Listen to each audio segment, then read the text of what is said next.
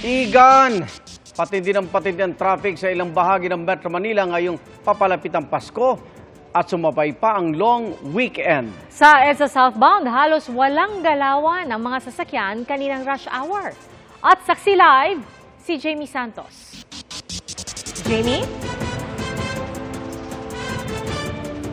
Pia Igan, dahil nga sa Christmas rush na nasabayan pa ng long weekend, mapapabuntong hininga ka na lang talaga sa tindi ng traffic kaninang rush hour. Mas mabilis pa kung maglalakad ka na lang dahil sa tindi ng traffic kanina. Ang mga sasakyan sa EDSA Southbound, halos walang galawan kaninang pasado alas 5 ng hapon, kasagsagan ng rush hour. Hindi nga lumalagpas ng 10 kilometers per hour ang takbo ng mga sasakyan. Dagdag pa sa pagbagal ng traffic, ang ilang sasakyang galing sa looban na lumalabas pa EDSA. Ang ilang lumihis sa traffic sa EDSA at piniling dumaan sa Mabuhay Lane, traffic din ang tumambad. Ilang motorista nga ang nakausap naming pagod na sa sinuong na traffic, kaya nag-brake muna sa gilid ng kalsada. Sobrang traffic po eh. Kaya hinintay muna na lumuwag kaunti. Kaya po nakahinto muna, sir. Opo. Ang motorcycle taxi rider na ito, kahit daw maganda-ganda ang kita ngayon, doble rin naman daw ang pagod na nararamdaman.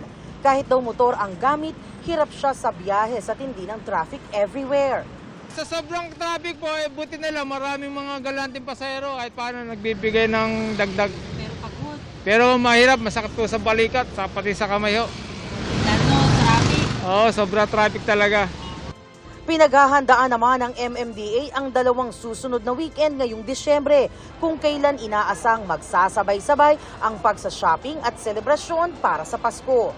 Yan ay sa December 15 at December 22. Yung mga magla-last minute shopping, mamimili ng pangregalo, panghanda, for sure dyan gagawin kasi may sweldo and mga bonuses by the time natanggap na nila ng mga ating mga kababayan.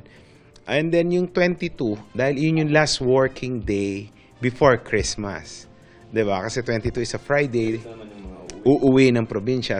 Ang ilang malls nag-adjust na ng kanilang schedule at late nang magsasara. Ang iba, bukas hanggang alas 12 ng hating gabi. Pia Igan, bahagyang lumuwag ang daloy ng trapiko pagsapit ng alas 9 hanggang alas 10 ng gabi. Pero nagkakaroon yan ng build-up pagdating yan sa tapat ng mga malls na ang closing hours ay 11 p.m. At live mula rito sa Quezon City para sa GMA Integrated News, Jamie Santos ang inyong saksi. Mga kapuso, sama-sama tayong maging saksi. Mag-subscribe sa GMA Integrated News sa YouTube. Para sa mga kapuso abroad, samahan niyo kami sa GMA Pinoy TV at sa www.gmanews.tv.